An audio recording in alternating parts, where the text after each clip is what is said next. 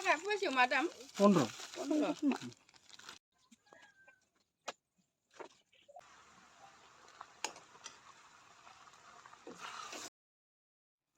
Hello लोगोफोर good morning दिनै आङो फुङावनो ब्लग स्टार्ट खालामबाय आरोना ओमफ्राय नायनोसै दिनैनि दिना आंनिया माबायदियै बारलाङो नोंथांमोनजों आं बेखौनो शेयार खालामनोसै ओमफ्राय नै जेन बाबुआ फुङावनो भिडिअ नायबायानो मासिनो हाय होननायबा हाय होनदो खोना ओमफ्राय बाबुनाव मा अरखोथाय रखनै सनाखौनो हाय होनो बाबा हाय चुमा होनो आखाइजों होनोब्ला हाय आखाइजों चुमोन होनदो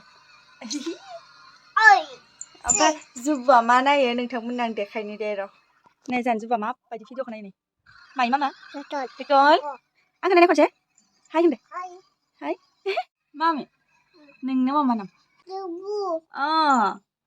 ओइ नैयावसो नायनाय मा मामि ओइ हो बुजा बुजा मामा जोंहानि जुबुनि खानायानो बिराद गोलाव जाबाय आरोना हाथ'नो मोनाखै माबायावसो 2 बोसोरानो जाथ'वाखै नालाय हाथ'वाखै आराय बोसोरावसो हानांगौ आरोना बिनि खानायखौ स' लोगोफोर आङो दिनै फुङावनो ब्लगखौ स्टार्ट खालामबाय आरोना आङो नायनोसै दिनै मा खालामनाय जायो नोंथांमोनहा आंनि भिडिअखौ नायनो मोजां मोनोब्ला अननानै जोबजासिम नायलांदो ओमफ्राय नै लोगोफोर मैया दाखालि बन सिनदोंमोन ना हाजिरा लानानै ओमफ्राय मैयाबो अखा हानायखाय फेनलानो मोनासै ओमफ्राय नैथिंबो सेस हायानो लेथ्रा जाजोब्बाय ओमफ्राय आरो नै बिथिंबो दं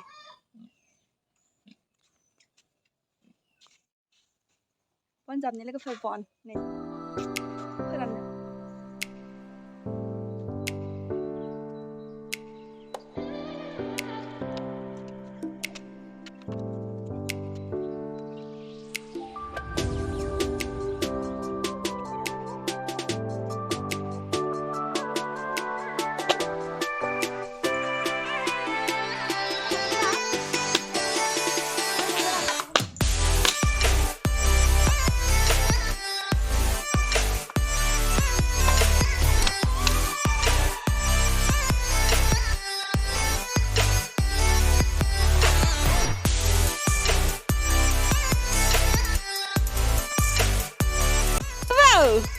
मा लायदो बाबा 20 थाखानि होनाय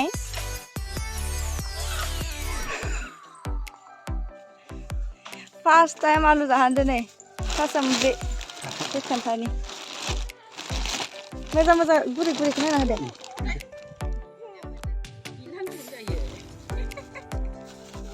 20 थाखा फवासेयाव मा दाम? 15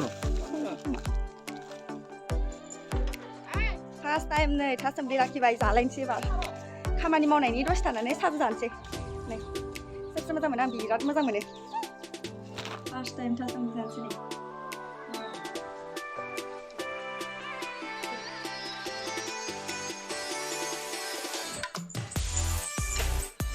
Total.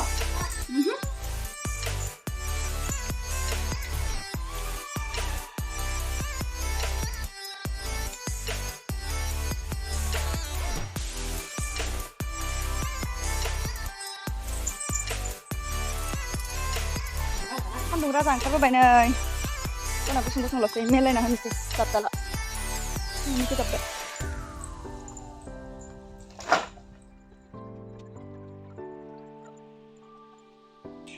लोगोफोर दायो बननि खामानिया जोब्बाय आरोना नै माबाखांबाय ओमफ्राय दा आङो फुलाव दै होनोसै सान्दुं फैबाय नालाय नै लोगोफोर आंना फिसा फुलबारिया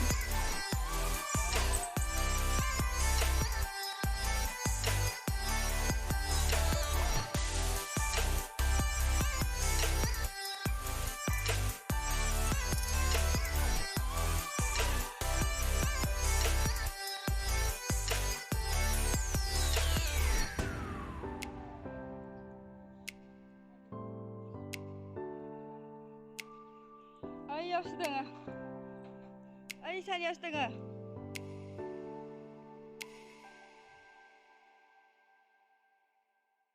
लायनि रं थिङाव खेथाबना दोनबोदोंमोन आं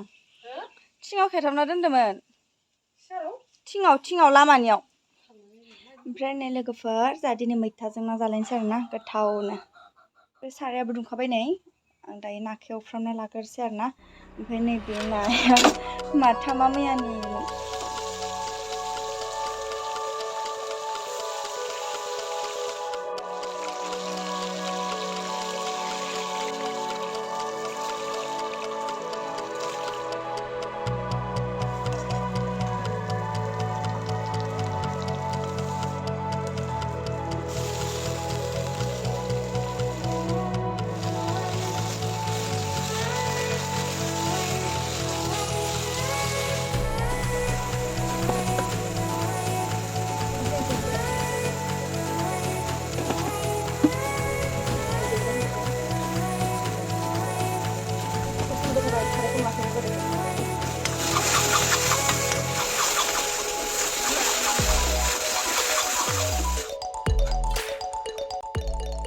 रेडि जाबाय नै लोगोफोर मोनबाय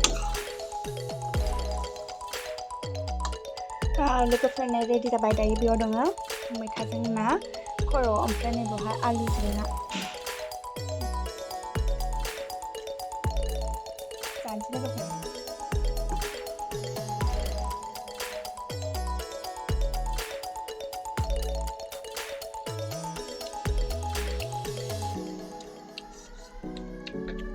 बरिया जादों बिदिब्ला आं लोगोफोर जाफैना लानोसै आरोना ओंखामखौ